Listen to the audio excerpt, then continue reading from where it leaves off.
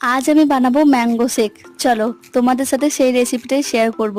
যদিও এটা সকলের জানা, বাট আমি ফার্স্ট টাইম বানাচ্ছি তাই তোমাদের সাথে শেয়ার করছি। প্রথমেই আমি নিয়ে নিয়েছি দুটো পাকা দেখে আম, তার সাথে 1 কাপ দুধ আর চিনি। আমি কিন্তু চিনিটা স্কিপ করেছিলাম যেহেতু আমটা খুব মিষ্টি ছিল, তাই তোমরা দিতেই পারো।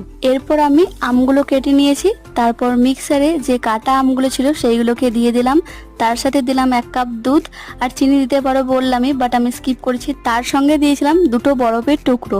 এইবারে সেইটা ভালোভাবে গ্রাইন্ড করে নেব।